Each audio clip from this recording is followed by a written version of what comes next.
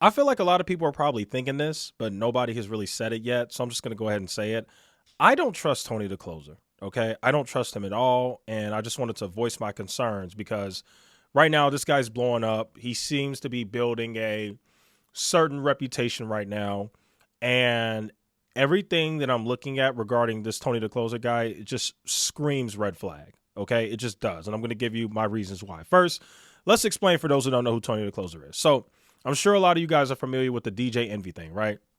DJ Envy is being accused by multiple people who are claiming that him and his former business partner, Cesar Pena, scammed them in this whole real estate Ponzi scheme that they ran, okay?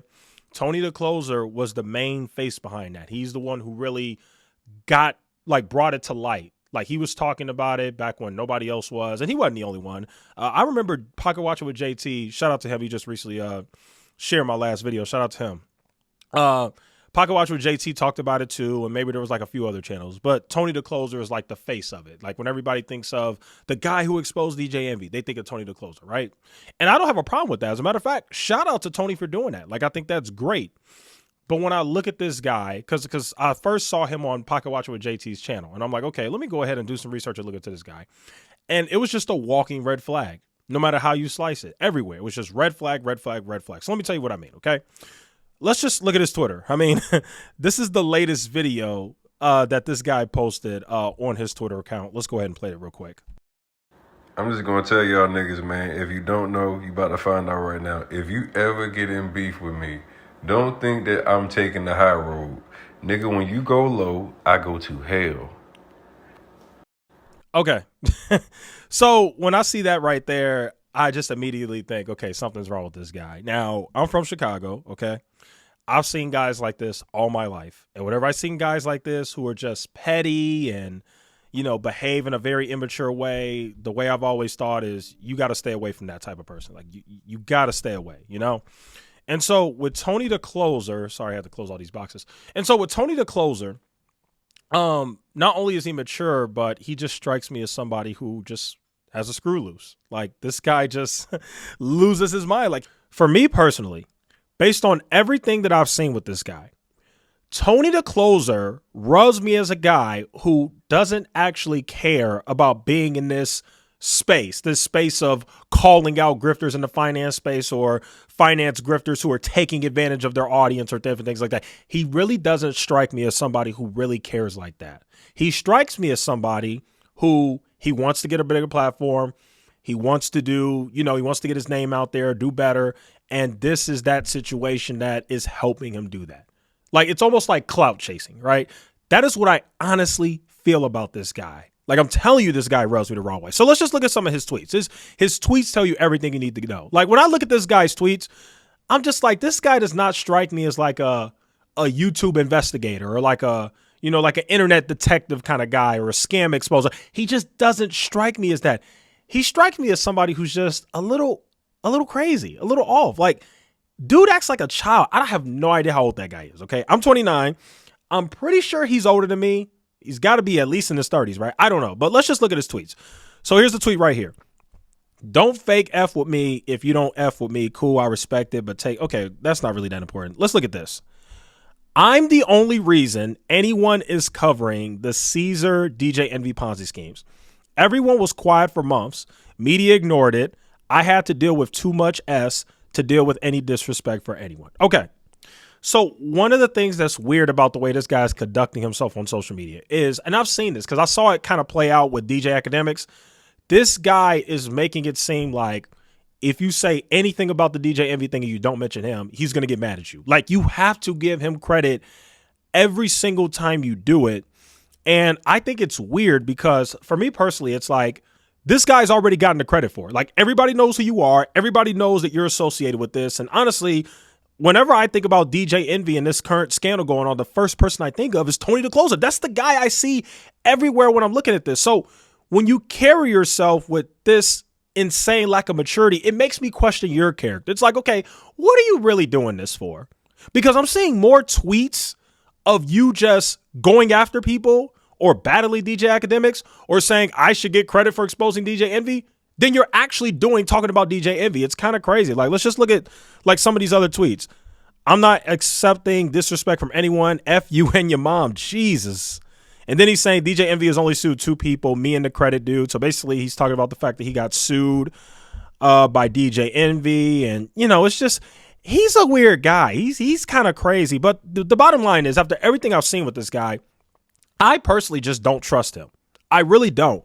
And when I looked at this guy's past, he was doing some things that just really rubbed me the wrong way. It really gave me the impression that, I mean, I got old tweets of this guy, right? Like I found him. Like here's one old tweet.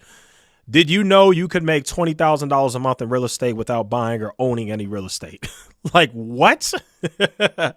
And then there's another tweet right here where he's defending EYL, which anybody who defends EYL, that's already a major red flag. Like this guy is a walking red flag. So Tony the Closer says people who can't sell 100 tickets to an event bashing EYL InvestFest that had 20,000 people shows how weird and how much hate black people have for each other. If you never had events before, S happens. It's hard for most of us. It's our first time even doing something on this level. Okay, here's the deal with this. He's defending EYL and he's doing it. And I hate it when people do this. This is what people tend to do when it comes to people who are famous, who hold events that don't want to be held accountable. And I hate this because what he's doing is he's saying, I'm not going to tackle your actual criticism of Earn Your Leisure. All I'm going to simply say is, do you have as much money as them? Are you as famous as them? Can you sell 100 tickets? Okay, shut up. Which is so stupid. It's almost as if, oh, I can't criticize anybody unless I'm as rich as them, or I have as much money as them, or I can sell 100 tickets. No, right is right and wrong is wrong. I've always had a huge problem with Earn Your Leisure's InvestFest. I think it's a bunch of crap, to be honest with you. I think it's a bunch of crap. I think it's a way for them to enrich themselves and look good and get good publicity and bring all these celebrities. But I don't think anybody's even learning anything. If you want to see more in depth of how I feel, check out my last video on Earn Your Leisure. I don't think you're going to learn anything. So for him to defend it and not even acknowledge the different grievances that people have with Earn Your Leisure's InvestFest and the different events they're having. By the way, I heard that those events are terribly ran. Like I heard that they're very unprofessional. I mean, I get it. You're selling the tickets. Congratulations. You're selling the tickets. You got DJ Khaled and Rick Ross or whatever coming. Congratulations. Whatever. But the event's not even professional from what I heard. But that's beside the point. The bottom line is I just don't trust this guy. Okay. And my bottom line is, if something happened down the line where this guy got caught up in some type of huge scandal, it would not surprise me. It really wouldn't. And I'm not saying that if you sell courses, you're a bad person. I'm not saying that if you're a legit expert in something, you can't sell a course. I'm not saying that. But when I just look at this guy and I look at his history, doesn't really strike me as somebody who's really an expert in this field. He just doesn't. Just doesn't, you know? And with the way that he's tweeting and the way that he's acting, I'm sensing a lot of immaturity. Definitely doesn't strike me as an expert because most experts in certain fields do not carry themselves like this.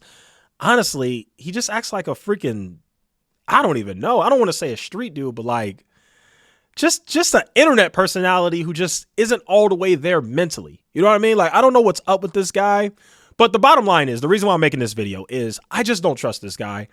I don't think you should either. If you want to follow Tony the Closer because you're like, well, hey, I appreciate what he's doing regarding bringing the DJ Envy thing to light and sticking his neck out, and now DJ Envy's going after him, I have no problem with that. But I personally would not buy any courses from this guy.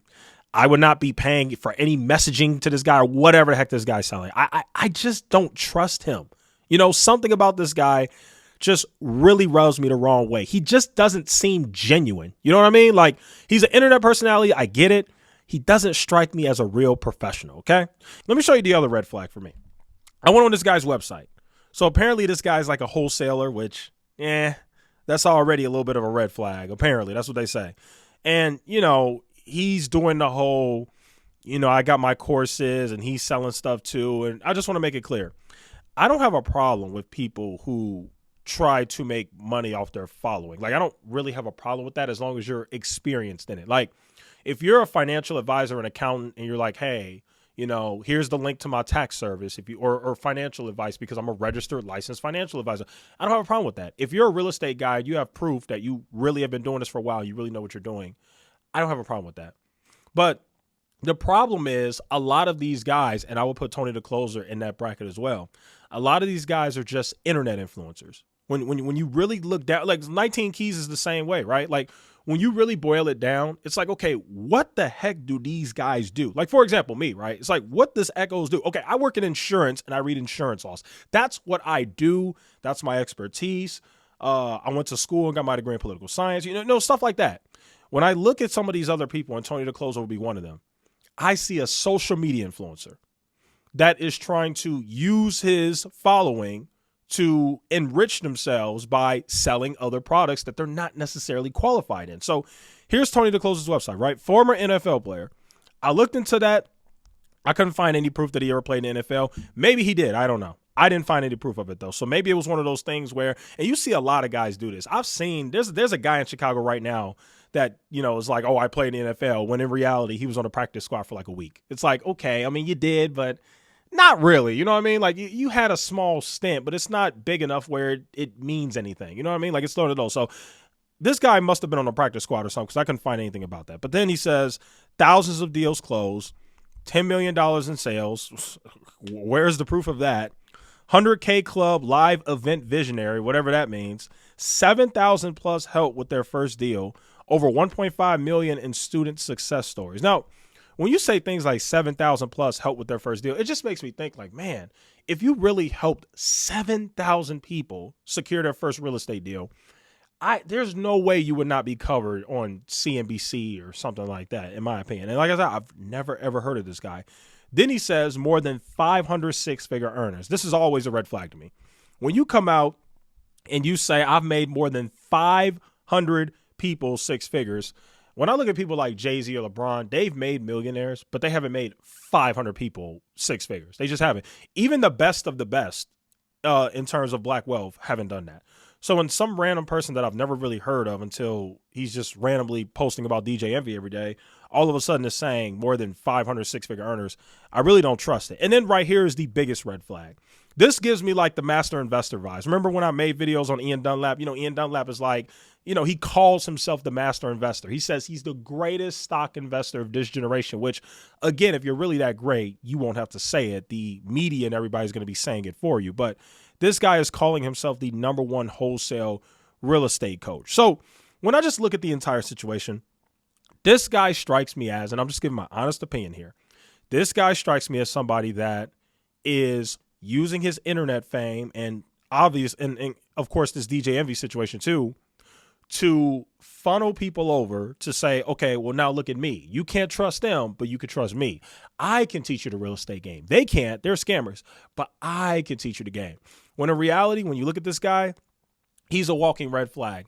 And the only reason why I'm giving this warning is because I just really want you guys to understand when people behave seriously, if you don't believe what I'm saying about how immature and just like crazy this guy is, just go look at his Twitter account.